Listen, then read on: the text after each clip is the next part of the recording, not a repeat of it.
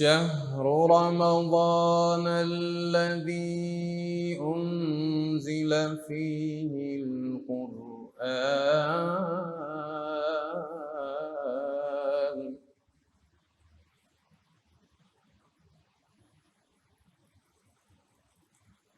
هدى للناس وبينات من الهدى والفرقان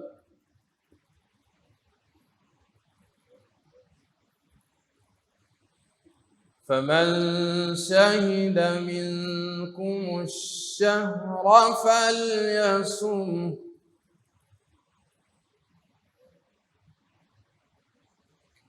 ومن كان مريضا أو على سفر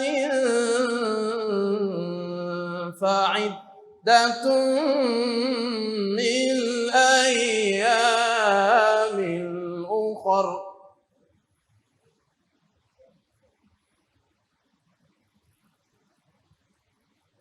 يريد الله بكم اليسر ولا يريد بكم العسر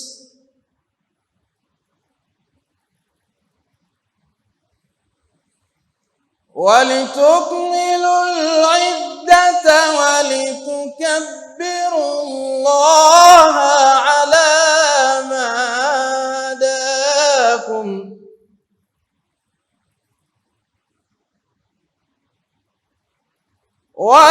ولعلكم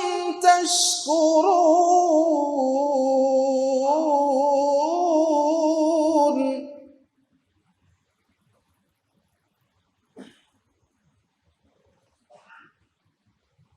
وإذا سألك عبادي عني فإني قريب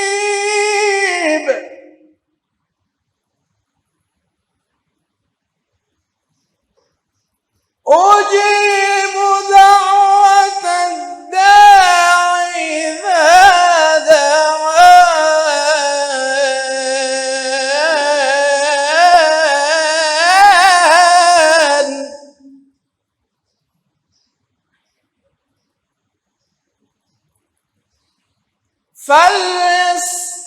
فليستجيبوا لي وليؤمنوا بي لعلهم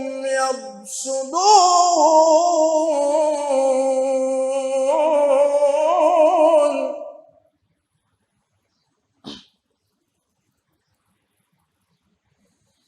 بسم الله الرحمن الرحيم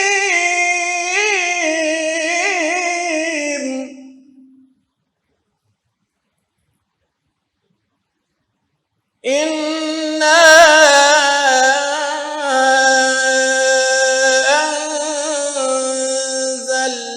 أنزلناه في ليلة القدر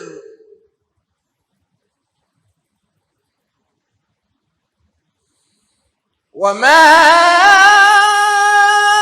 أدراك ما ليلة القدر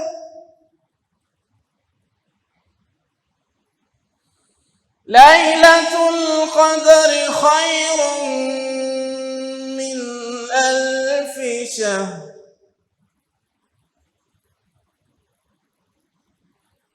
تنزل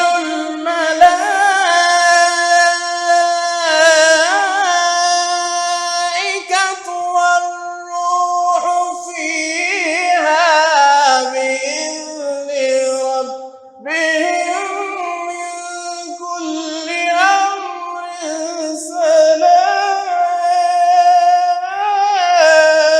سلام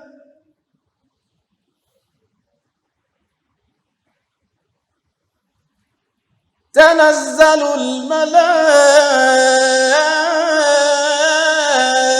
الملائكة والروح فيها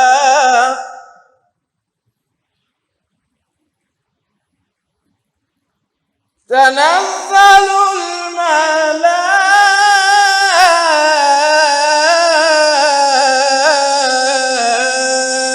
الملائكة والروح فيها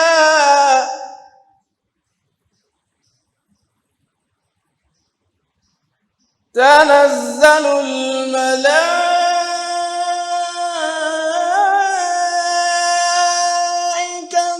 والروح فيها بإذن ربهم من كل أمر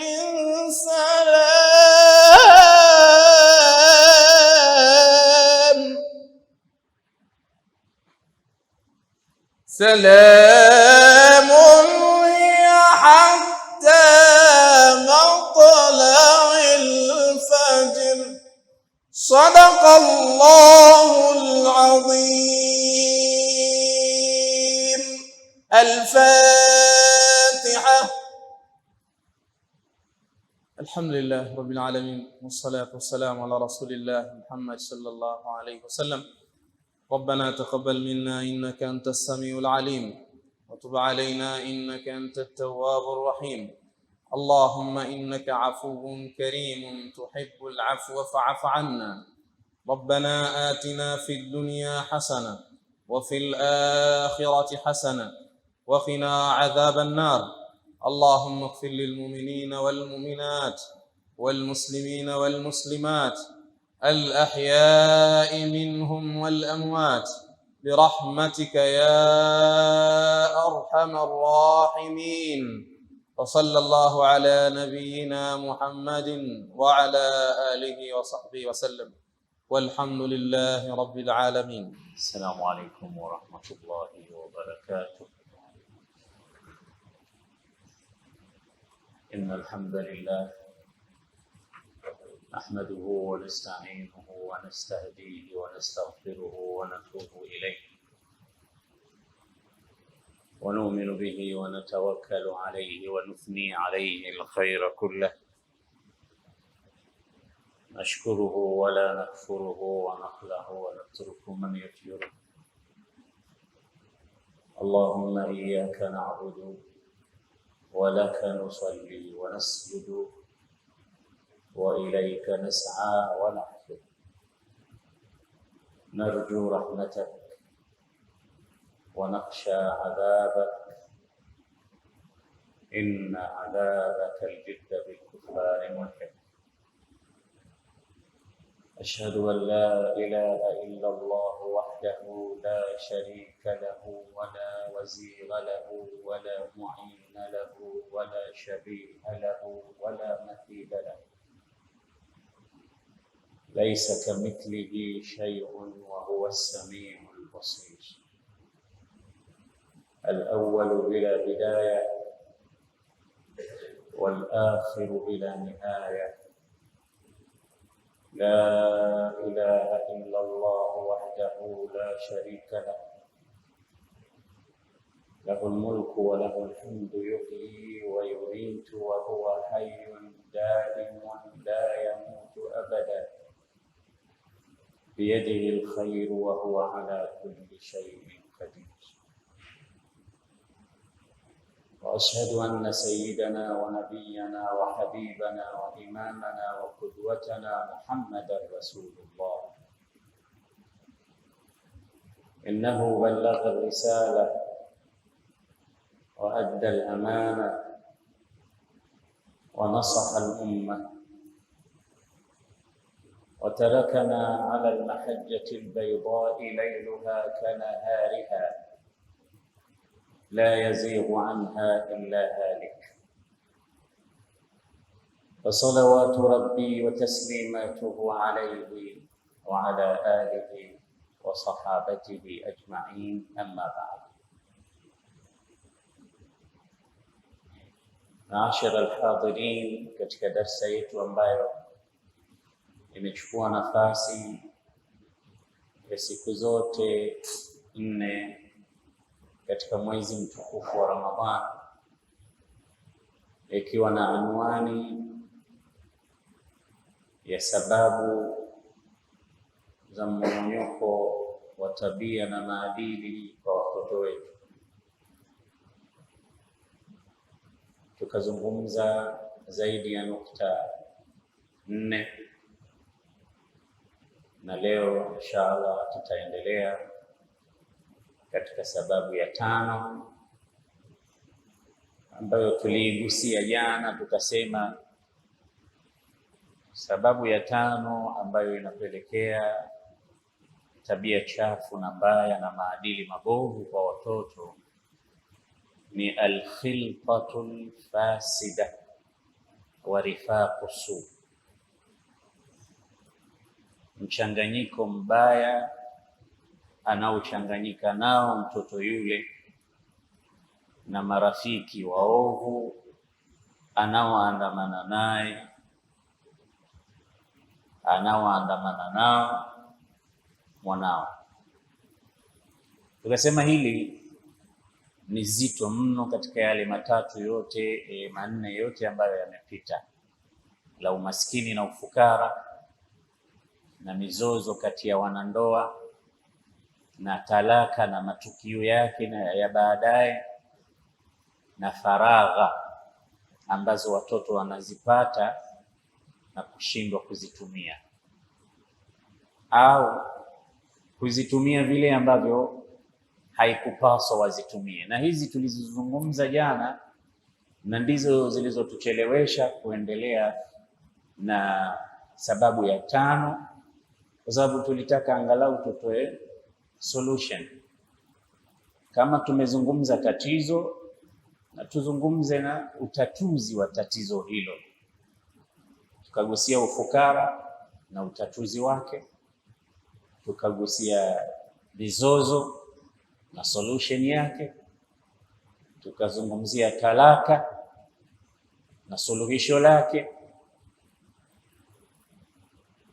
Lakini nafikiri tulifikia hapo. Suala la nafasi tulilizungumza, lakini hatukuzungumza utatuzi wa hizi faragha za watoto.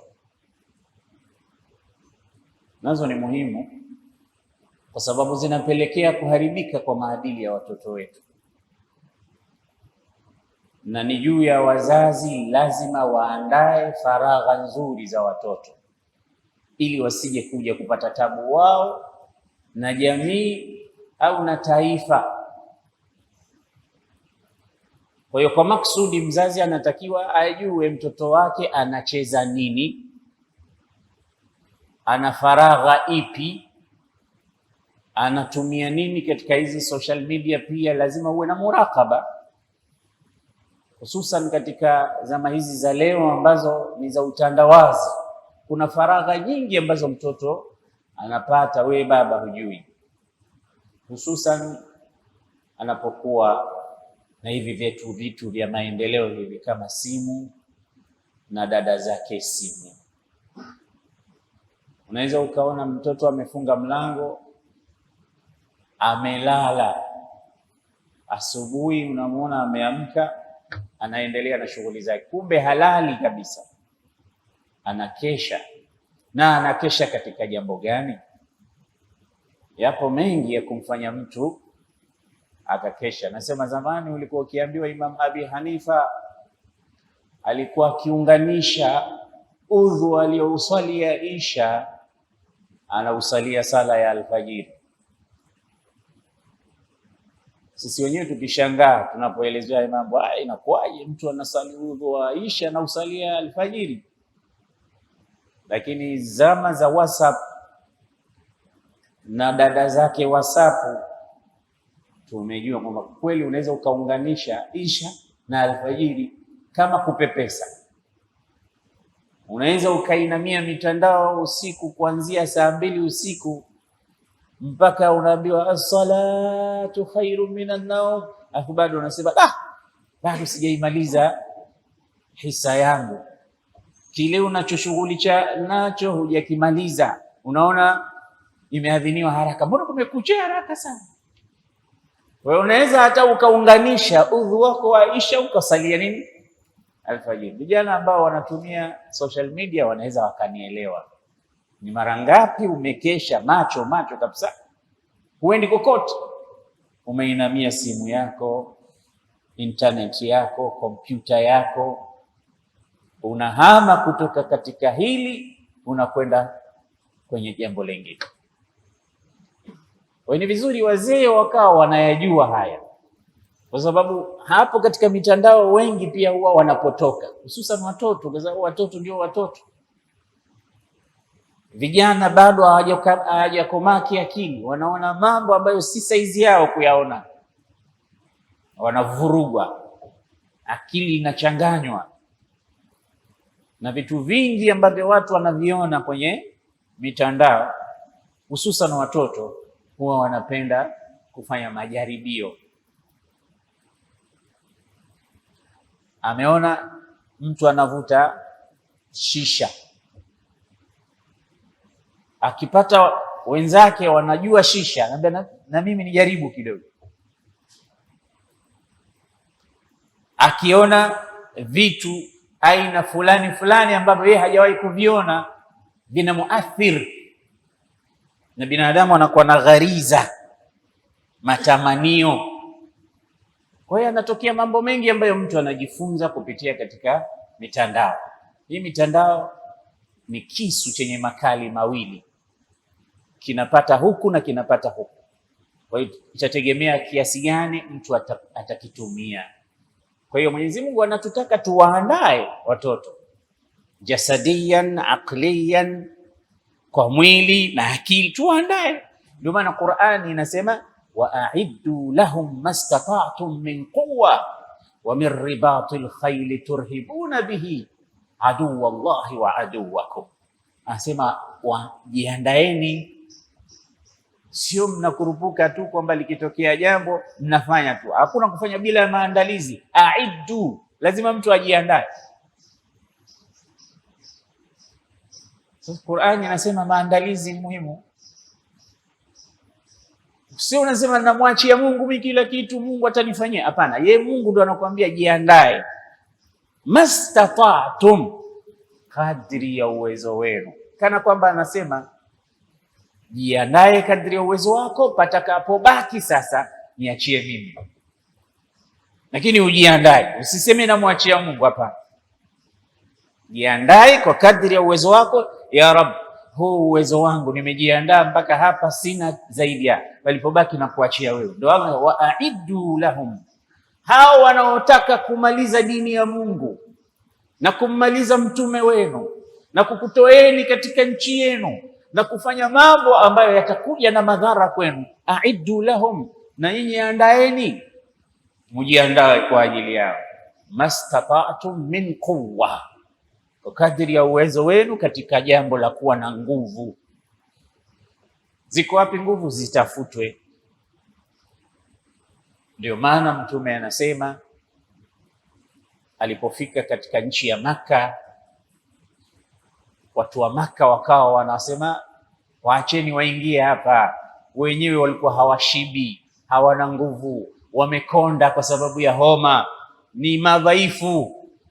Mtume akazisikia hizi habari za masimango kutoka kwa makafiri. Makafiri wanasema tutawaona, wameenda zao Madina, wamepigwa na malaria, wamepigwa na njaa, ni watu hafifu, waacheni waje tuwaone. Mtume akasema rahimallahu mra'an arahumul yawma min nafsihi quwwa, Mwenyezi Mungu atamrehemu mtu ambaye atawaonyesha hawa leo kwamba sisi tuna nguvu, hatujakonda, hatujadhoofishwa na maradhi, wala umaskini haujatuathiri, bado tuko physically fit. Waonyesheni kama mko sawa, hamuumwi, mna nguvu. Na mtu atakayewaonyesha wao kwamba wana nguvu, Mungu atamrehemu. Ndio maana Waislamu wakaingia Maka kufanya umra, ile tawaf al-qudum, wakaachia mabega yao ya kulia. Unavaa zile shuka mbili, sio? Bega la kulia unaliacha wazi, unafunika bega la kushoto, alafu unakwenda mwendo wa jogging, ile tawaf. Kwa hiyo mnasema sisi tumejaa maradhi, tuna pele, katika mili yetu, asema waonyesheni, angalieni misuli yetu namna ilivyo, alafu mnasema sisi tunaumwa. Mwenye kuumwa anatembea kwa mwendo wa jogging katika kufanya tawaf, mizunguko mitatu ya mwanzo watu wakawa wanakimbia dhikri, wanasema labbaik allahumma labbaik labbaik la sharika, huku mtu anakimbia. Wenyewe walipowaona wakashangaa, hawa ndo wanaumwa hawa? Tumepata habari kwamba wanaumwa hawa, ni madhaifu hawa, ni wanyonge. Kwa hali hii wanaumwa hawa? Hawa hawaumwi bwana, angalia wanavyokimbia. Waonyesheni nguvu, wakaonyesha kwamba sisi tuna nguvu. Na moja katika athari zilizopokewa, baadhi ya ulama wanasema ni athari ya Umar ibn al-Khattab, nasema alimu auladakum rimayata wasibahata, wafundisheni watoto wenu namna ya kuachia mikuki, yani kulenga shabaha. Wasibahata, wafundisheni watoto wenu namna ya kuogelea. Watu wanaweza wakafikiria haya mambo ni mambo ya kizungu, sijui mambo ya kimagharibi. Angalia, yanazungumzwa katika athari zetu za wema waliotangulia. Wafundisheni watoto namna ya kuoga, hususan nyinyi watu wa pwani, nyinyi watu wa visiwani. Pwani ni jirani yako, lakini ukidondoshwa kama nanga unakwenda mpaka chini, ukirudi inna lillahi wa inna ilaihi rajiun. At least watu wa pwani wao wanajua kuogelea. Mirza, mbona umebadilisha kipembe leo? Unajua kuogelea? Wangapi katika sisi tunajua kuogelea? Ni muhimu watoto wa Kiislamu, watoto wa pwani, watoto wetu wao wanajua kuogelea. Kuachia mikuki, unaweza ukasema mbona hii ni mambo ya kizamani. Hata leo inatumika katika kuwinda, kusaka, hata katika mambo ya michezo. Hujawahi kuona katika michezo ya Olympic na vitu vinginevyo wanafanya zile shabaha, kulenga, na hata zipo bunduki za shabaha na vitu kama hivi. Uwe ukakamavu, mtu awe anajua ukitokea jambo lolote linahusiana na mambo ya shabaha anajua. Wani wewe huendi katika jeshi, huendi katika polisi, huendi katika kuitumikia nchi yako, kunahitajia kule walenga shabaha, kunahitajia kule mashabshuta. Hivi vitu ni vitu ambavyo vimezungumzwa, lakini haviji hivi kama kuvuma upepo, vinaandaliwa. So wazee wanatakiwa waandae watoto wao. Kama wewe unaenda baharini, mchukue mtoto wako mdogo. Mimi wanaona wazungu wanakichukua kitoto miaka miwili na kitupa kwenye swimming pool na kinaogelea. Sisi tunabaki tunashangaa, kitoto kidogo kinaogelea. Mimi babu mzima ni kwa nini? Kuna umuhimu wake. Mwili huu unataka ukakamavu. Jogging, walking, kuenda mbio, kuruka viunzi, kurusha mikuki, musaraa, wrestling. Vyote vitu ambavyo unatakiwa uvijue.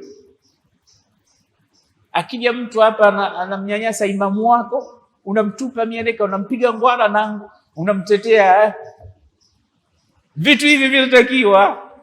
Lakini unapokaa uchumii mwili wako kwa jambo lolote, wewe ni starehe, ni uraibu, ni kusengenya watu vibarazani, huna moja unalolifanya la maana kwa ajili hata ya mwili wako, basi hizi swala hizi mnazoziona, hii kwenda na kurudi, hii ni moja, mbali na ibada, ni exercise ya hali ya juu. Hii swala ambayo unatoka asubuhi alfajiri unaenda zako msikiti, na wengine msikiti uko mbali kidogo, inabidi walking. Ile walking peke yake, mbali na ibada, unakwenda kwenye ibada, ile ni exercise ya hali ya juu. Alafu angalia hizi activity za kunyanyuka, kurukuu, kusujudu, zote hizi ni activity za nashatat za kufanya mwili kuwa vizuri. Unapinda hivi, unakaa, hata zile style za kukaa tahiyatu ya mwanzo ya mwisho, zote zile unakuta mwili unapata habari zake. Sasa hii ni maana ya zile faragha zinajazwa kwa kitu cha manufaa. Niambie, mbali na nadhafa inayopatikana, mbali na ule usafi, lakini kila swala unatawadha, uso unautawadha, mwili kila wakati unagusa maji, usafi wa hali ya juu Muislamu. Ndio maana Muhammad Abdu alipokwenda Ufaransa, walipokuwa wanampa chakula, wakampa na vijiko na umma zile na visu, asema hapana, situmii, nitatumia mkono wangu. Kauliza kwa nini? Akamwambia mkono wangu ni msafi. Akamwambia hizi ni safi, ni mpya, wala hazijatumiwa, au tunazikosha hizi. Naweza mnazikosha mara ngapi? Tunazikosha mara moja, tunampa mtu. Hiyo anamwambia mimi mkono wangu na ukosha mara 5 kwa siku. Aghsiluha fi al-yawmi 5 marrat fahiya andhafu min hadhihi al-ashwaq. Ni msafi huu mkono kuliko hizi nyuma hizi na vijiko hivi na visu vyake. Ni msafi kabisa, kwa sababu kwa siku mara 5 lazima ukoshwe. Mbali na kukoga, mbali na sunna, mbali na udhu wa sunna, kunakuta Muislamu ni mtu wa nadhafa, ni mtu wa ukakamavu, kwenda na kurudi. Hizi swala na ibada nyinginezo zote, kama hiyo ibada ya hija ndo kabisa moja katika hikma za hija, unaufundisha mwili ukakamavu. Na wallahi alazim, katika miaka yote mimi ninayokwenda hija, hakuna wakati ambao najiona mwepesi kama ule wakati ambao nimerudi kutoka hija. Na yote ni kwa sababu ile kwenda kurudi. Unakwenda unatembea kilomita 3 kila siku, 7, 10 bila wewe mwenyewe kujua. Ukienda Mina na Arafat na Muzdalifa ndo kabisa. Basi hivi ni vitu ambavyo wewe unaviona ni ibada, lakini ndani yake pia kuna mazoezi ya viungo, kuna vitu vya kufanya ukakamavu na mwili kupata faida mbalimbali. Kwa hiyo istidadi ya watoto kuandaliwa mazingira, hii kuamrisha kwenda kuswali peke yake ni kukijaza kile kikombe ambacho kingejaa upepo kama hututumisha vizuri na kukijaza vitu vya maana. Alkhilqatu alfasidatu wa rifaqu su. Leo tuje tuzungumze uchanganyikaji mbovu wenye kufisidi na marafiki wabaya. Mtoto unaweza ukafanya kazi, wewe baba ukasema alhamdulillah, nimewalea watoto wangu katika maadili, watoto wangu ni wazuri, lakini wanaenda shule hawa watoto. Kule shule wanapata classmate ambao wana tabia mbalimbali tofauti. Wanaenda chuoni, madrasa, wanaenda high school, wanaenda popote pale ambapo wataenda kuchanganyikana na watu ambao si ndugu zao, si jamaa zao, si binami zao, si watu wao wa karibu, ni watu wengine ambao nao yeye amekuja pale na mafundisho mazuri ya wazazi wake. Ukimwona mtu mzima msalimie, usimtete, usimtukane mtu, usimseme mtu vibaya. Ukiwa na kitu changia kumgaia mwingine. Maadili mazuri kabisa, baba amejitahidi, lakini anafika kule sasa anapata walimu wengine. Hapo ikiwa wale anaofuatana nao sasa ni wazuri, itazidi yale maadili yako uliyomfundisha baba kuzidi kuwa mazuri. Sasa je, ni wabaya, na ndio wengi. Utakuta mtoto anabadilika tabia, utakuta mtoto yule uliyemjua siye, mpaka unajiuliza wewe, nani aliyekufundisha hivi vitu? Anaye mwalimu, anaye mwalimu wa darasa, anaye mwalimu mkuu huko nje ambaye si baba yake wala sio mamake, wala sio kakake. Walimu wanawapata nje ya nyumba, na ni wengi wavunjifu, wanaovunja maadili, wanaovunja karakta nzuri ambazo wewe umezijenga kwa mtoto. Wapo wengi sana. Anasema ingelikuwa nyuma ya kila mwenye kujenga yuko mvunjaji mmoja tu, la kafa, ingetosha kwamba anafanya uharibifu mkubwa. Yaani unajenga kozi zako 10, alafu anakuja mvunjaji mmoja tu anazivunja tena kwa usahali sana. Wewe ulikuwa pale napima maji, sijui na kabiro, sijui nani, unapima zote. Yeye atakuja pale na nyundo tu apige moja tu zidondoke. Nasema ingelikuwa nyuma ya kila mjengaji yuko mvunjaji mmoja, ingetosha kuharibu. Sikwambii nyuma ya kila mjengaji wako wabomoaji 1000. Wabomoaji ni wengi kuliko wajengaji. Umepata tabu kujenga, unakuja watu wanabomoa kiulaini kabisa. Ndo mwingine akasema abni rijala wa ghairi yabni alqura, mimi kazi yangu ni kujenga watu, lakini mwenzangu kazi yake ni kujenga majumba na kujenga miji. Washattana baina quran wa rijal, nani mwenye kazi ngumu kati ya mtu mwenye kujenga jumba na mtu mwenye kujenga mtu? Nani ana kibarua kigumu? Mtu kumjenga mtu mpaka akaelekea akawa na maadili, akawa mtu mwenye manufaa, watu wakafaida naye, akhlaq zake zikawa nzuri, ni ngumu sana. Sasa hii ndio ilikuwa kazi ya mitume. Wewe unafikiri mtu amwache mkewe amemwoa jana, usikie haya ila aljihad, atoke aende na yeye kupigana vita, amwache mke wake mpya?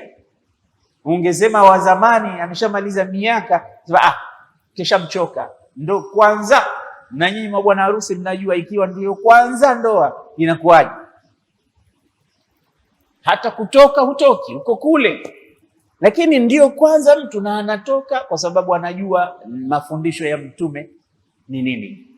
Kwa hiyo kile unachofundishwa kile na mzazi wako, wewe mtoto, kihifadhi, na usikubali mtu mwingine akaja akabadilisha. Ulikuwa mzuri wa maneno, usiwe mbaya wa maneno. Kazi yako kutukana ovyo, kwa sababu kule utakwenda kukuta watu wanatukana na mtoto sasa naye anazoea. Akifika nyumbani anaweza akamtukana mdogo wake, na wengine maskini huwa wanatukana hata pia hawajui kama yale ni matusi. Kuna watoto wengine kwa hivyo, unamsikia akasema neno hili, unamuuliza hiyo uliosema ni nini maana? Sasa nimemsikia Muhamedi, nimemsikia Hali, nimemsikia Fatuma, nimemsikia Mariamu kule shule anasema hivyo, kasema hivyo. Anaona kama mtu akihamaki ile ni maneno tu katika maneno ya kuonyesha mtu kuexpress hasira zake, kumbe ni matusi makubwa. Hayayasikia pale nyumbani, kayasikia wapi? Sasa kule anazoa vitu vyote, zile takataka analeta nyumbani. Hususan mtoto anapokuwa akili yake kidogo bado sio mwenye kuchanganua mambo, ni yule wa kuburuzwa, ni yule mtu wa kufuata mkumbo. Una watoto wengine wanasema no, mimi sichezi tena na wewe. Kwa nini? Unatukana, una vitendo vibaya, una vitendo vichafu, una tabia mbaya, na anaweza kuja nyumbani akashtaki. Vitu vinatokea. Huyu dhamiri yake iko very strong. Mafunzo aliyofundishwa na baba yake na mama yake, hata huyu atafaulu. Na kuna wengine wanatekwa, wanapelekeshwa tu, tena wanawaonesha wale wahuni kwamba ile ndiyo ujana dume. Niliwahi kuambia hapa siku moja katika darasa kwamba sisi tulisoma katika shule za boarding, madrasa za boarding, na kule boarding kuna mambo mengi, na ndo hayo tulipokuwa vijana. Sasa darasani kulikuwa na baadhi ya wanafunzi wenzetu, macho yako yakiwa kama haya yangu, hayana rangi nyekundu, sema wewe mwanamume gani wewe? Mwanamume natakiwa macho yako yawe red. Sasa nifanye nini? Vuta bangi, utaona siku moja utakapokuwa mtu barabara. Sasa maskini wewe ukubali kwamba macho yako kama ya mwanamke tu bwana, ukubali unataka na wewe macho yako yawe rangi nyekundu, kwamba uonekane kweli wewe ni mwanamume. Hakuna mtu hapa atataka kuonekana mwanamke. Bangi mpaka madrasa zinapatikana kwa sababu ya urafiki mbaya. Kwa bahati mbaya shule madrasa yetu ilikuwa wanakuja wa nje, tunasoma nao, na wale wakulala pale pale wapo. Tuna marafiki nje, watu aina mbalimbali, watu wakiruka ukuta kwenda sinema, kwenda disco,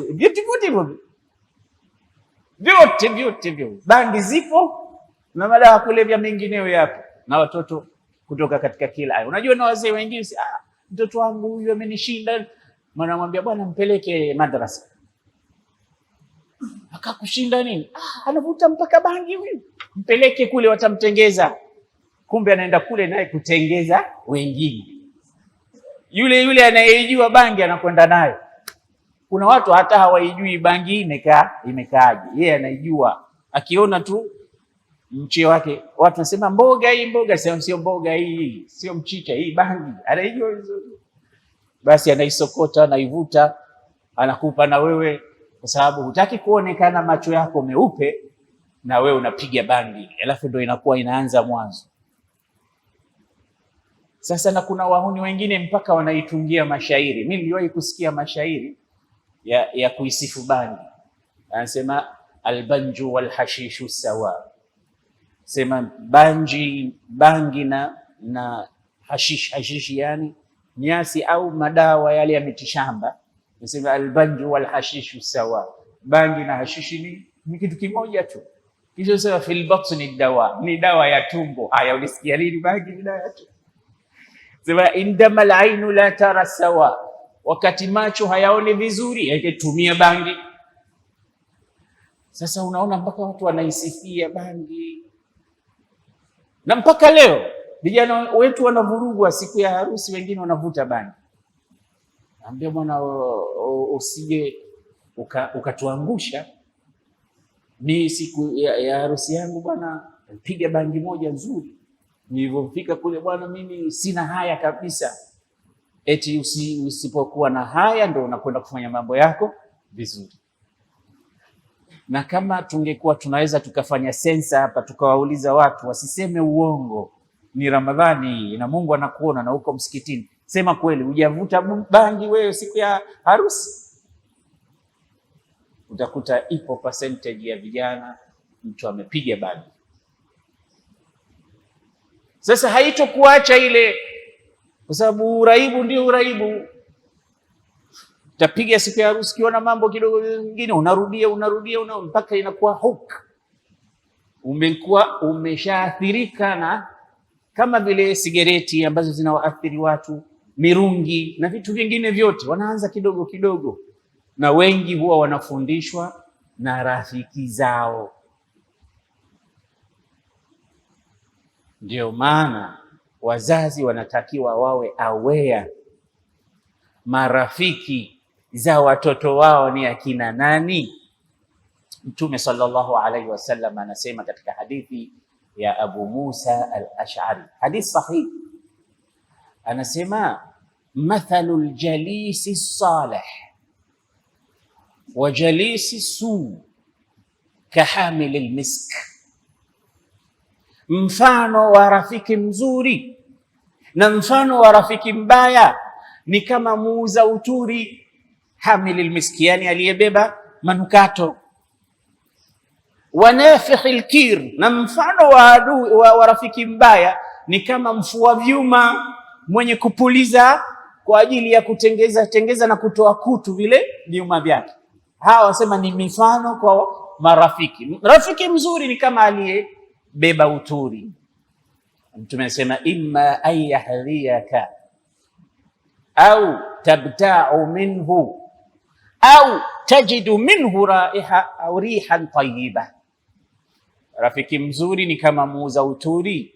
Muuza uturi kuna mambo matatu unayapata kutoka kwake: ima atakugaia Ukiandamana na muuza mafuta, atakwambia na wewe chako hiki, japo kitole kile kitola kimoja kidogo nakupa. Au utanunua wewe kutoka kwake, bwana mimi naitaka hii, tena utakuwa unatumia unanukia. Kama hajakugaia utanunua, lakini kama hujanunua wala hujagaiwa, anasema tanalu minhu rihan tayyibatan, utakuwa wewe unasikia ile harufu nzuri. Kusikia harufu nzuri vile vile ni katika neema, ni mambo yapendezayo. Hakukupa, hukununua, lakini unasikia kunanukia, sio kunanuka, unafarijika. Moyo unafurahi, unasikia harufu nzuri. Huyo ndo rafiki gani? Mwema. Lakini rafiki mbaya kanafikhil kir, imma an yuhriqa nafsa thiyabak, fi riwaya yuhriqa baitak. Rafiki mbaya ni kama mfua vyuma, ima akuunguzie nguo kwa moto ule kakupuliza, au nyumba yako, wa imma an tanala minhu, au uipate kutoka kwako rihan muntinatan, ile harufu mbovu ya moshi na zile kutu kutolewa na vyuma, kunanuka pale. Kwa hiyo kama hukuunguzwa nguo yako utasikia harufu mbaya. Sasa huyu ndo rafiki mbaya. Kwa hiyo mtoto wako kama ana rafiki mzuri, ataambukizwa uturi, atapewa uturi, atanunua uturi. Mbona siku hizi yuko hivi, akipita mtu anamsalimia, akimwona mtu mzima anamsaidia mzigo, ni mnyenyekevu, ni mwenye huruma kwa wadogo zake. Unaweza ukashangaa wewe hukumfundisha yote haya. Vipi? Kumbe kuna wenzake ambao hawakubali kumwona mtu mzima bila kumkimbilia kumpokea mzigo, au mambo ambayo leo hayapo kabisa katika jamii yetu. Wewe ukimpata mtoto leo anamwamkia mtu mzima bure tu, na ukimwona ameng'ang'ania kuamkia anataka kuomba hela. Zamani wanakuamkia, kirudi nyumbani mtoto anawaamkia kwanza wazee wake. Hiyo mtoto anaamka nyumbani kwao, haamkii baba wala mama, atakuja kukuamkia wewe barabarani, na baba wala hujali. Katika madrasa kulikuwa kuna somo tulifundishwa tulipokuwa wadogo kama hawa, linaitwa akhlaq, adabul walidain, adabu za wazee pale nyumbani. Kuna adabu maalum uishi nao vipi wale, mpaka anakuambia alla tandura ilaihima shazara, yani usiwatizame wazazi wako kwa macho ya madharau. Mpaka kumtizama baba na mama anakufundisha, wewe usimkazie babako macho, kwa sababu haya macho haya yana message. Unaweza ukamtizama mtu kaona huyu amenitizama kwa jicho la upendo, kwa jicho la huruma, kwa jicho la yani kama kunitanabahisha kwamba anafanya kitu kibaya. Jicho hilo lina kila aina ya sign. Wa in yakadu alladhina kafaru la yuzliqunaka bi absarihim lamma sami'u dhikra. Allah anasema walikaribia kukudondosha hao makafiri kwa macho yao, namna wanavyokutizama. Sasa kutizama pia wewe pale nyumbani kwako, achilia mbali kusema. Ndio Allah akasema wa qada rabbuka alla ta'budu illa iyyahu wa bil walidayni ihsana imma yablughanna indaka al-kibar ahaduhuma aw kilahuma fala taqul lahumā uffin wa la tanharhumā wa qul lahumā qawlan karīmā wakhfid lahumā janāha adh-dhulli min ar-rahmah wa qur rabbi irhamhuma kama rabbayani saghira. Aya hizi zinakutosha wewe kujua wazazi wako uishi nao vipi. Anasema hata lile neno ambalo halina maana usithubutu kulitoa mbele ya baba au mama. Sasa wanaweza wakawa wamekulea vizuri hawa, lakini marafiki wakakubovua, Mtume anasema almar'u ala dini khalilihi, mtu huwa anaipokea akhlaqi na mwendo na dini ya rafiki yake. Wale marafiki wana tabia ya kuambukizana. Anasema as-sahibu sahib, sahib sahib. Sahib ni sahiba, rafiki. Sahib maana yake ni kuvuta. Kwa hiyo sahibu sahib, yani rafiki ana tabia ya kumvuta rafiki yake katika lile ambalo analo yeye. Si kama tunaelewana? Ndio ukiandamana na masahiba wanacheza mpira, naona kuwa mchezaji mpira mara nyingi. Ukiandamana na masahibu waogeleaji baharini, na wewe unakuwa muogeleaji. Ukiandamana na masahibu wezi, na wewe huko mbali kuwa mwizi. Ukiandamana na masahibu wanaopenda kuendesha mabaskeli, magari na vitu vya na wewe yani uko katika dini ya rafiki yako, uko katika mwendo wa rafiki yako. Lianna sahiba sahib, anakuvuta kule aliko yeye. Na watoto wa kike vile vile, ukimpata shoga yako ana mambo 1 2 3, na wewe utakuwa na 1 2 3 yale yale, mnakwenda katika ile mistari ile. Sasa wale wako awe ana vitu vibaya. Ndio maana wale wazee wakikwambia mimi sitaki uandamane na mtu fulani, usiwaone ni wajinga. Shoga yako mimi simpendi, sitaki uandamane nao, kata mawasiliano, kwa sababu wameshaona na wameshapitia mengi. Ndio maana tunasema sisi tumeshakuwa watu wazima, na mtu mzima anakuwa anapitia mambo mengi. Na ndio maana nikasema umri unamchongea sana mtu. Huwa nasema sana kuwaambia vijana, wanaweza wakapatwa na jambo kubwa hawaliwezi, watakuja kwako. Na kwa nini waje kwako? Kwa sababu wanaona wewe ni mtu mzima, hili unalijua. Nikatoa mifano hapa kama mambo yanayofungamana na maiti. Jitahidi wewe mtu mzima iwe unajua kukosha maiti, kumvisha sanda, kumkafini. Ujitahidi unajua kumsalia, unajua kuzika. Sasa hao watoto wengine wanakulia, wanaogopa mpaka maiti. Sasa akifa mtu, hakuna mtu mzima unafuatwa wewe.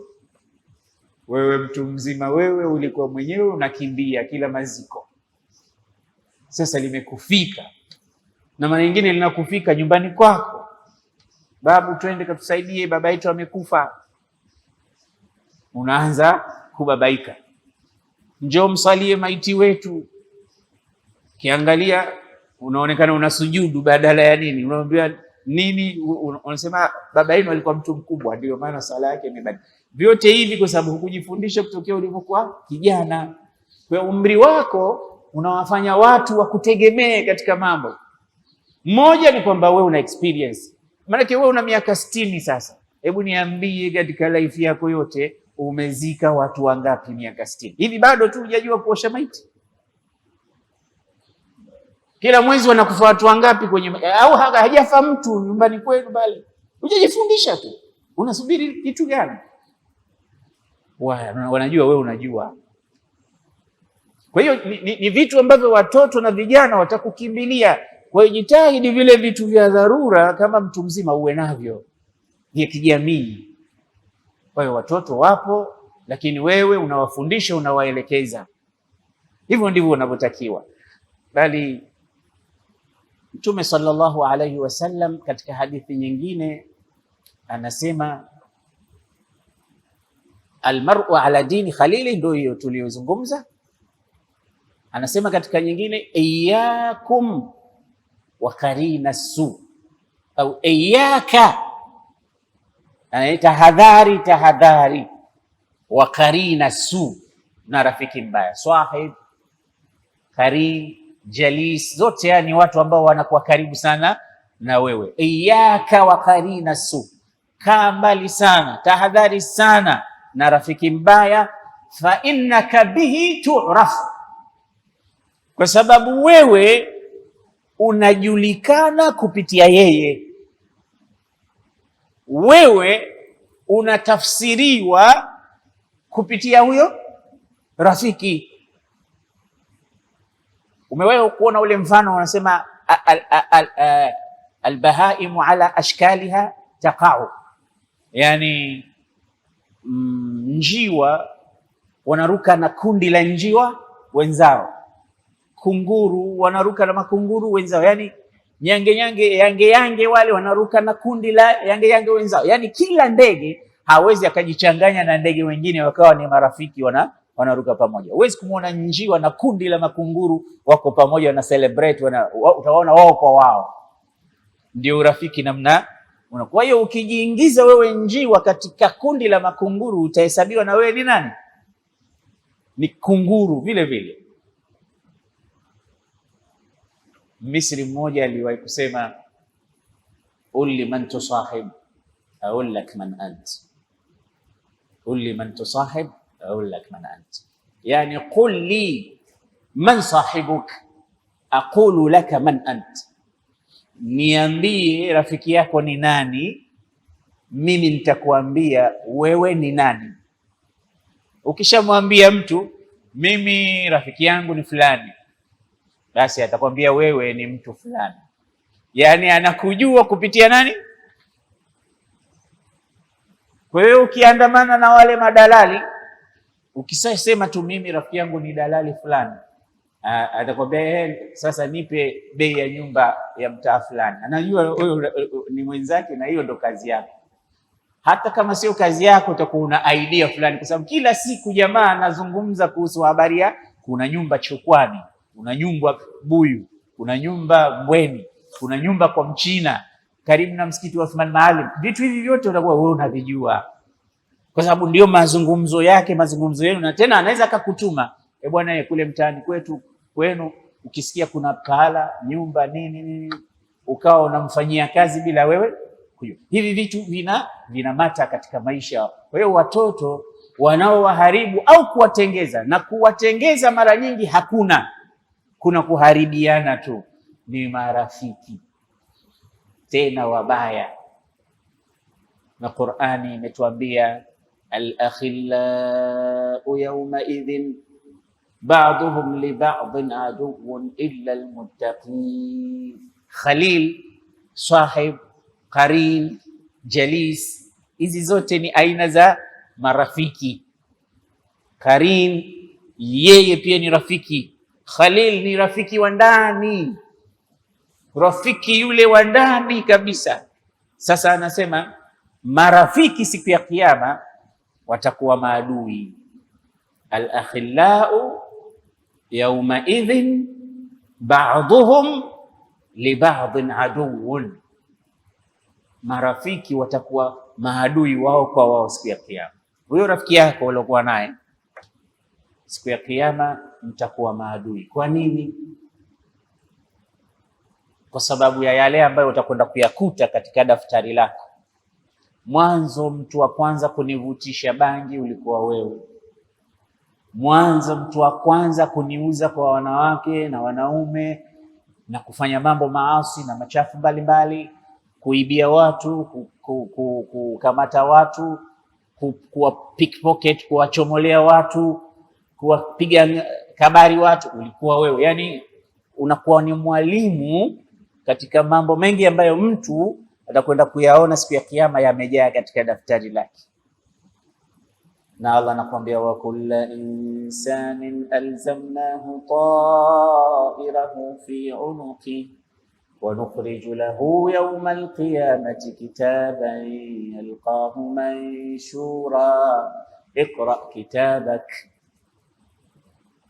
kafa binafsika alyawma alayka hasiba man ihtada fa innama yahtadi li nafsihi wa man dhalla fa innama yadhillu alayha wa la taziru waziratun wizra ukhra wa ma kunna mu'adhibina hatta nab'atha rasula. Kila insan, kila mwanadamu siku hiyo yale matendo yake yote ambayo anayafanya hapa duniani, alzamnahu ta'irahu fi unuqihi wa nukhriju lahu yawma alqiyamati kitaba, kama umefungwa nayo kama cheni kidani, yapo hapa, unakwenda nayo utafunguliwa, mwambie haya, soma, jisomee kitabu chako. فأما من أوتي كتابه بيمينه فيقول هاؤم اقرءوا كتابيه إني ظننت أني ملاق حسابيه فهو في عيشة راضية في جنة عالية قطوفها دانية كلوا واشربوا هنيئا بما أسلفتم في الأيام الخالية وأما من أوتي كتابه بشماله فيقول يا ليتني لم أوت كتابيه ولم أدر ما حسابيه يا ليتها كانت القاضية ما أغنى عني ماليه هلك عني سلطانيه خذوه فغلوه ثم الجحيم صلوه ثم في سلسلة ذرعها 70 ذراعا فاسلكوه إنه كان لا يؤمن بالله العظيم ولا يحض على طعام المسكين فليس له اليوم هاهنا حميم. حميم ni rafiki pia. ولا طعام إلا من غسلين لا يأكله إلا الخاطئون. yote hiyo ni haswila. Haswila yani mavuno ya yale uliyoyatenda yote, na ukiangalia mengi, yule pale rafiki ndiye aliyekupeleka kule akakudidimiza katika mambo ambayo hayana maana, na pengine ukafa. Baada ya kufa yeye akasikia hutuba kama hizi, akatubu kwa Allah subhanahu wa ta'ala, akarudi. Kesho ukamkuta yuko peponi anakunywa supu kama wanavyosema Dr. Sule, na wewe uko motoni. Sasa unajiuliza wewe ndio ulonifanyia haya? Mbona watauliza watu wa moto, mbona hatuwaoni watu tulikuwa tunawahesabu kwamba ni watu wabaya? Sasa jiangalie, jitizame, kuna watu wanaharibu alafu wao wanabadilika. Sasa wewe ulioharibiwa, mwenezi ikawa tule tukaondoka katika dunia, amekufundisha kuiba, unakuja unakamatwa, umeiba, kwa bahati mbaya linatokea la kutokea, unakufa kwa njia moja au nyingine, unauawa. Wizi hauna mwisho mzuri. Anakufundisha kukaba watu, kubaka watu, kubaka watoto wa watu, kufanya mambo ya ajabu ajabu, unakufa katika hilo. Yeye baadaye anarudi, al-akhillau yawma idhin ba'dhum li ba'dhin adu. Wewe ni wewe ulionifundisha haya mambo.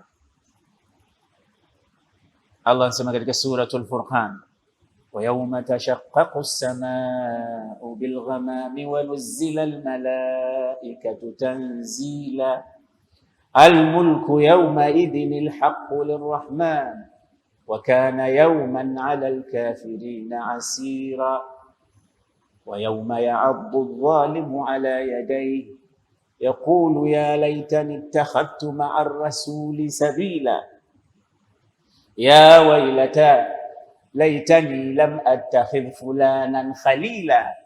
Angalia mazungumzo haya tunayoyazungumza katika suratul Furqan.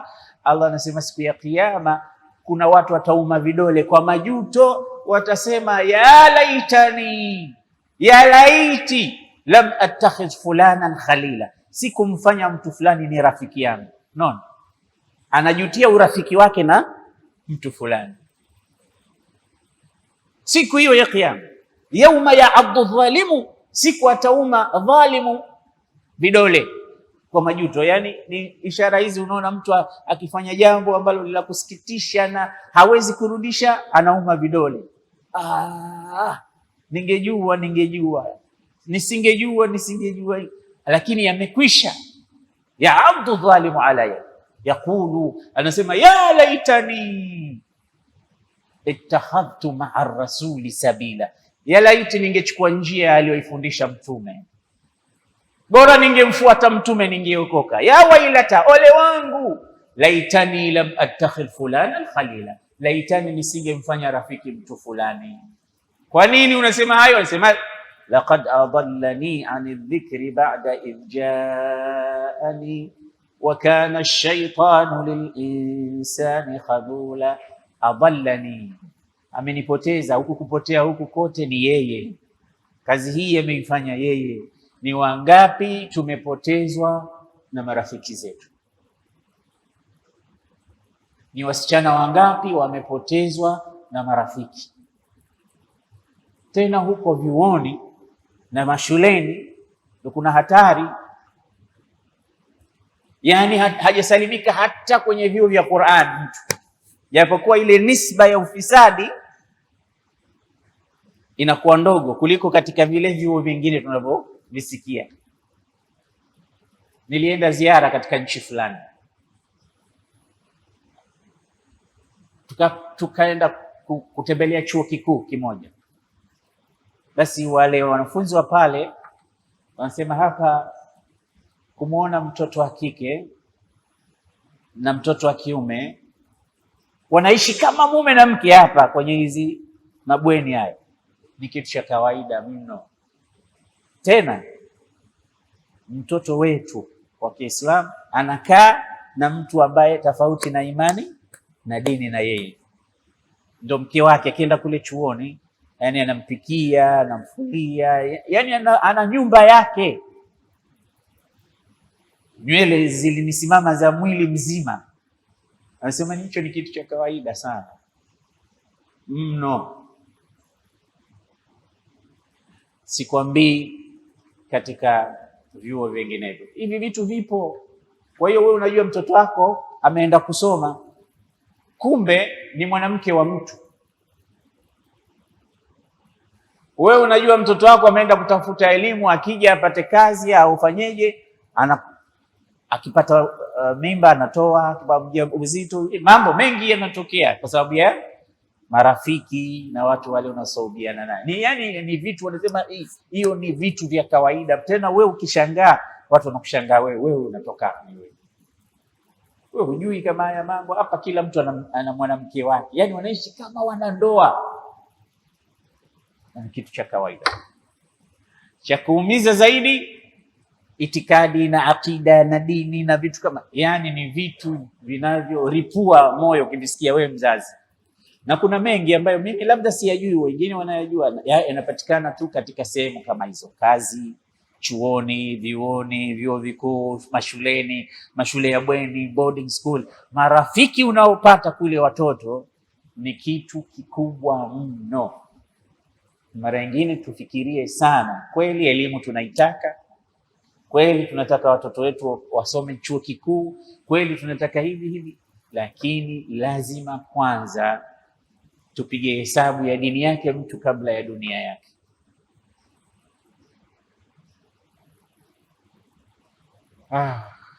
Nimesema hili jambo ni kubwa kuliko yote kwa sababu watoto wengi wanaharibikia katika mikono ya marafiki na mashoga. Allah subhanahu wa ta'ala atusalim salama na watoto wetu.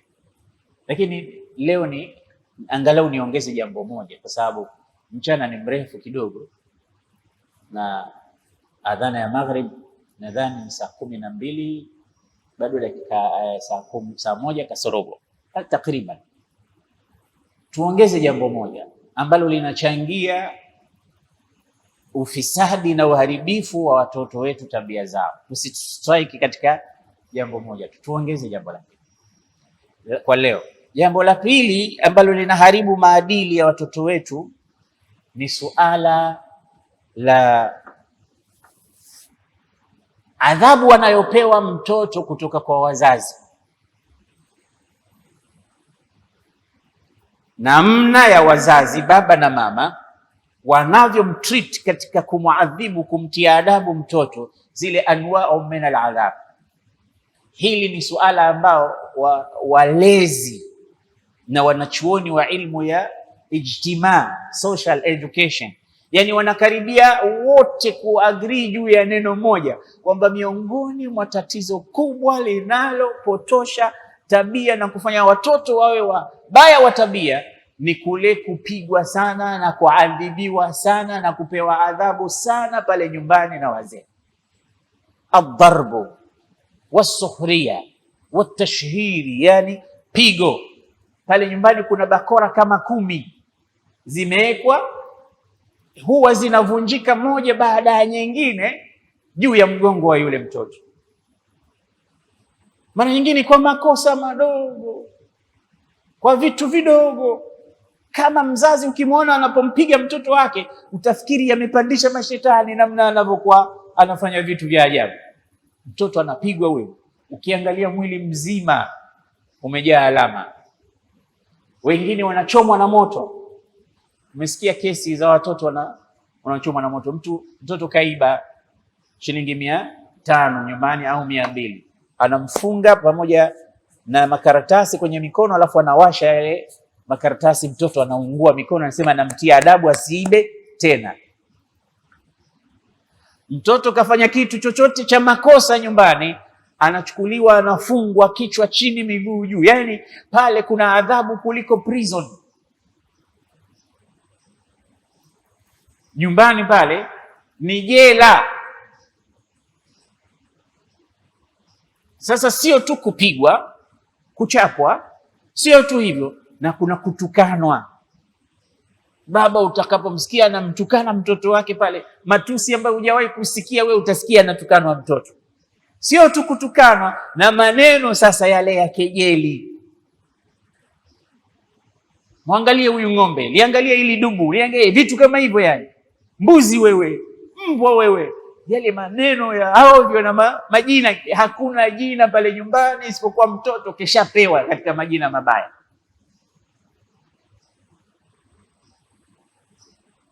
Haini, hakuna siku ambayo atasalimika. Akisalimika na fimbo na bakora, hasalimiki na matusi. Akisalimika na matusi, hatosalimika na sukhria zile za kumfanya kwamba si chochote si lolote, wewe bora hata nisingekuzaa, bora hata siku ya kuzaa wewe ungekufilia mbali, mtoto gani wewe? Yani hasalimiki kwa njia yoyote. Nasema watoto aina hii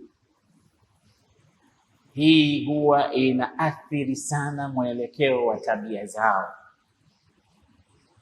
Hii kupigwa, kuadhibiwa, tena ashkalan wa alwanan min aladhab, hii hupelekea hali ya tabia zake zikawa mbaya, sulukiyan akhlaqiyan, huwa mbaya sana. Tena huyu anaweza akawa moja katika magaidi wakubwa, kwa sababu zile aina za sulubu alizozipata pale. Basi hata akija shule huyu, unaweza ukaona huyu mtoto labda akakosea, ni mtia adhabu. Kwa wewe mwalimu ulivyomtia adhabu, na huyu bwana afanyi tena, hata dakika 5 azishi atafanya tena, kwa sababu ulivyompiga wewe na kumchapa wewe ni robo ya kile anachokipata kichapo kule nyumbani. Mimi nilikuwa mwalimu wa shule, nimeona namna gani watoto walivyokuwa wameleleka katika jambo hili. Yani unafika mpaka mwalimu unagonga ukuta kabisa. Lakini ukiangalia mzazi ndo kakuletea wewe upate kumtengeza mtoto, kakuletea wewe umbadilishe, umsaidie. Lakini malezi ya kwanza yanaanzia nyumbani, tena yanaanzia mbali kule tulikozungumza kwamba intiqa wa ikhtiyaru zawja. Siku moja Umar ibn Khattab aliletewa kesi, baba akaja kumshtaki mwanawe kwa khalifa Amiri al-Mu'minin, anamjua kwamba Umar ni mkali, mara anakata mtu kichwa. Akaja akamshtaki mwanawe, akamwambia mwanangu kanipiga. Baba kapigwa na mtoto. Haya hayajaanza leo, yapo kutokea zamani. Angalia sababu nini? Inna hadha waladi, huyu unayemwona hapa ni mwanangu. Innahu darabani, amenipiga huyu. Mtoto gani anampiga baba? Akamwita mtoto Umar, Akamkemea, akamkaripia, akamweleza. Yule mtoto akasema, kweli nakiri nimefanya kosa Amira al-Mu'minin, lakini nauliza swali. Una swali gani? Asema, awalaysa lil abna'i huquq, ya Amira al-Mu'minin, sisi watoto kwani hatuna haki kwa wazazi wetu na sisi pia? Kama umenieleza kwamba haki ya baba nimfanyie hivi, na sisi watoto je, hatuna haki kwa wazee? Akamwambia, bala, mna haki zenu. Akamwambia, hebu niambie baadhi ya haki zetu sisi kwa wazee nini? Akamwambia, miongoni mwa haki zenu watoto, baba an yantaqiya lahu umman, baba akutafutie mama bora, mama mzuri. Alafu anasema, wa an yuhsina isma, baba akupe jina zuri ukishazaliwa. Wa an yuallimahu alkitab, kisha baba akulee, akusomeshe hususan kitabu cha Qur'an. Anambia, basi ya Amira al-Mu'minin, huyu babangu huyu hajafanya moja katika matatu hayo, hata moja hajawahi kufanya. Mama yangu sio mama bora, alikuwa mwanamke wa mtu mmoja, alikuwa majusi, anaabudia moto, baadaye akamchukua yeye akawa mkewe yeye, ndio mimi nimezaliwa. Alafu jina alonipa mimi kaniita Khumfusa ya Ju'lan, kwa Kiswahili tunaita dudumavi, ndio jina lake huyo. Alafu hajanisomesha hata herufi moja katika kitabu, amenipa ng'ombe, kondoo na mbuzi, mimi kazi yangu ni kuchunga tu. Umar ibn Khattab akamwambia, unaona wewe umekuja kumshtaki mwanao, lakini yeye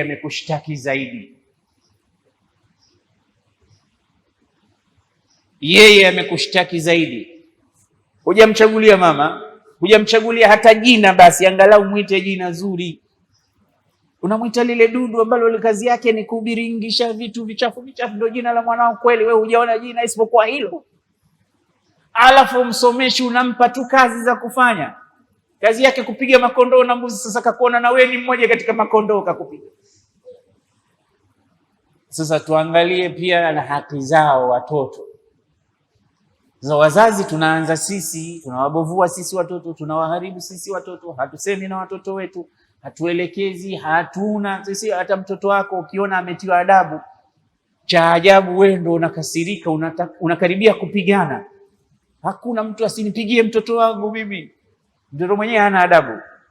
Wenzako akikusaidia kukutengezea mtoto, unakuja juu. Rahimallahu zaman, Mwenyezi Mungu azirehemu. Maana hizi zama pia zina value. Mwenyezi Mungu azirehemu zama ambazo ulikuwa ukipita ukiwaona watu wazima, kama hujawamkia, ukirudi nyumbani utachapwa. Nini kosa langu? Mzee Abdallah umemwona na hujamsalimia. Siku ya pili ukimwona unamkimbilia, Mzee Abdallah, shikamoo, japo utoi salamu, kwa sababu unajua nimefanya kosa. Mzee fulani umemwona na mzigo, hujampokea. Mungu azirehemu hizo zama, kwa sababu zishakufa. Allahumma ighfir lahu warhamhu waskinhu fil janna. Hizo zama leo watoto hawakuamkii wala hawakusaidii wala hawataki kujua chochote kuhusu. Zamani watu wanalelewa na wazee wa watu. Jirani, unalelewa mtoto wako na majirani. Tena huo ni tabu, kwambia mimi naondoka, mtoto wangu namwacha kwenu. Ataishi pale salama salmini, utarudi utampata salama na yuko vizuri kabisa, akhlaqiyan jasadiyan, psychological yuko vizuri mtoto. Lakini leo kamwache mtoto kwa majirani wakulelewa au wakusaidie, mambo mengi utayakuta mabaya. Kwa hiyo turudini katika zile zama, na hatutorudi isipokuwa katika maadili. Kwa hiyo kuwapiga watoto sana sio solution. Kuna njia nyingi za kuweza kumrudi mtoto, sio kumuadhibu. Utafikiri mtoto yuko jela. Ikiendelea hivi anakuwa sugu katika mambo, anakuwa nunda kwa Kiswahili cha Kizanzibari. Yule mtoto anakuwa nunda. Yani ushapiga, na hata akipigwa kiasi gani, akikemewa kiasi gani, akitukanwa kiasi gani, vyote utakavyomfanya wewe, kishakuwa nunda tena, hasikii, hakuingii kitu pale. Sasa ushatengeza jambazi kubwa sana mtaani. Na aina ya watoto kama hawa ndio hawajali. Anaweza ataka kama dadake, anaweza ataka mfanyia vitu vya ajabu dada yake, ndugu zake, watu wake nyumbani. We unasikia kesi ngapi? Unasikia leo mtu baba amemharibu mtoto wake. Sasa we unaanza kufikiria kwani ilianza vipi? Lakini ukianza kufuatilia historia na mambo yalivyo, hii kitu ambacho hata kukisikia hutaki kukisikia, watu wanafanya na hakuna tatizo lolote anavyoona. Akina mama, wanawake wanadhalilishwa, vitu vingi vinatokea tu. Utaona imeanzia mbali kwamba mtu hajali kitu chochote, hakuna haya, hakuna kuona vibaya wala kusikia vibaya, ni sawa tu, wacha nifanye. Hivi vitu vinatokea mbali. Kwa hiyo pigo hili na adhabu hizi na yule mtoto kuja kuona kwamba kwa maneno, unajua ameshavunjwa dhamiri na maneno ya wazee. Unajua kila wakati kiambia we nini wewe hivi, wewe mjinga, wewe bwege, wewe hivi, yule mtoto unamvunja personality yake mapema. Anakuwa anaona haya kusimama mbele ya watu kuongea, yale maneno anayarecall kwamba mimi ni mtu mjinga tu, mimi ni dubu moja tu, mimi ni ng'ombe tu, mimi ni mtu sifai chochote. Baba mama ameshasema kule nyumbani kwamba sina faida yoyote mimi. Sasa mimi ni mtu gani? Yani umeshamuumiza, anaona anaambiwa yote yale ni kweli. Yani umemharibu wewe mwenyewe mtoto wako, hujampa support ya aina yoyote, hujampa courage, hujamuencourage kitu, wewe mnamvunja tu kwamba kitu chochote hakiwezi, hafanyi, hatojiweza, hatofaulu, ndo nyingi. Na hatimaye mtoto anakuwa hivyo. Usiwamezeshe watoto maneno, usiwatambulizie vitu. Hata kama umeambiwa, hata kama mtoto wako ni mlemavu, anamepata changamoto fulani, usimpe ile huruma ya kupita kiasi mpaka kuonyesha kwamba umuonyeshe kwamba yeye ni mtu wa kufeli anayetaka kusaidiwa tu. Kaa naye umuonyeshe kwamba wewe ni mtoto kama watoto wengine, na hili jambo ni jambo la mitihani, lakini wewe uko sawa na unaweza ukajitumikia, na wewe umekuwa mtu katika watu na unategemewa, unahitajika. Ndio maana wazungu wanasema disability is not inability, but inability is a disability. Yani ukiwa mlemavu haina maana kwamba huwezi kufanya kitu. Kuwa mlemavu haina maana kwamba huwezi kufanya kitu kwa sababu ya ulemavu wako, lakini kutoweza kufanya kitu ndio ulemavu. Unaona imekuwa tofauti. Ni wangapi walikuwa walemavu lakini wamehifadhi Qur'an Karim? Sisi ambao hatuna ulemavu wote hatujahifadhi hata juzu moja. Wapo watu wana ulemavu na bado wanasoma Qur'an na wanahifadhi juzu 30. Sasa kuna ulemavu hapo, kuna kasoro hapo. Huyu ni mtu kama mtu mwingine, ndiyo tumsaidie.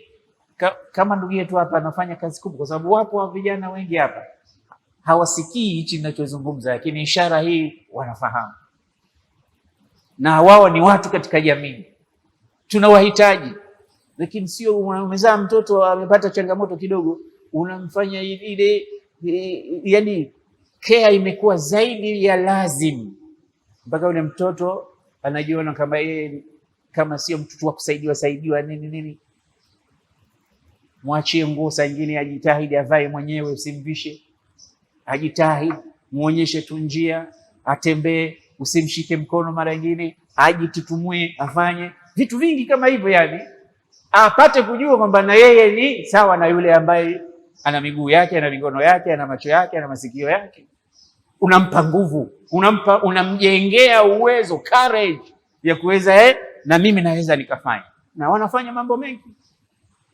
Tufanye hivyo, tusiwapige, tusiwavunje personality zao watoto mapema wakajiona wao si chochote si lolote. Kipigo kama cha jela tuache katika majumba, kinawaharibu watoto kisaikolojia, wanaharibika akhlaqiyan sulukiyan, na jambo hili linaweza likaleta mambo mawili.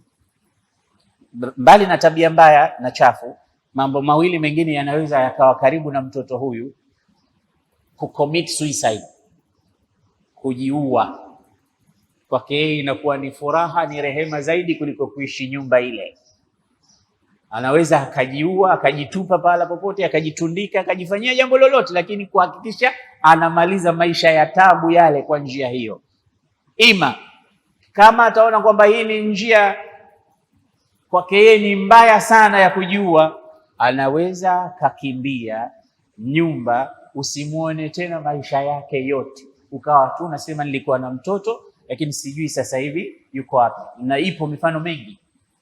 Kuna watoto wameshaondoka majumbani bila ya kuaga mpaka leo, miaka 30, 20 haonekani. Ukichunguliza reason behind ni namna alivyokuwa akilelewa pale nyumbani kwa aina ya malezi kama haya. Turudi, Mwenyezi Mungu inshallah atatufanyia wepesi na tuangalie asbab nyingine. Kesho tutaendelea. Safari hii alhamdulillah tumepata kidogo nafasi, tutaitumia.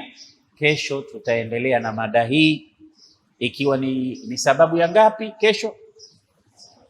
Ya 7. Naam. Mbona unajua kuna kujibu ile kiujanja ujanja ile, lakini mara nyingi ya ujanja alafu wanapata. Anasema mwalimu aliingia darasani akauliza, ma hiya asimatu Hispania? Aliuliza kwa kiasi, ma hiya asimatu Hispania, yani ni ipi capital city ya Spain? Mwanafunzi akasema Madrid. Madrid maana yake sijui kwa Kiarabu. Mwalimu akamwambia asabt, correct, umepata.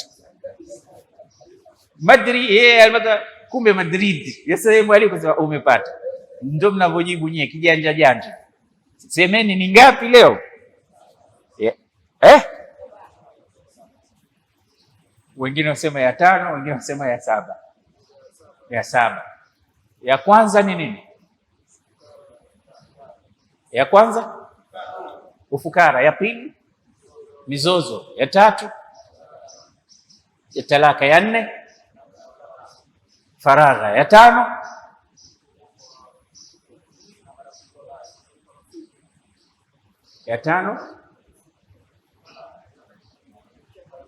marafiki na mchanganyiko mbaya, ya 6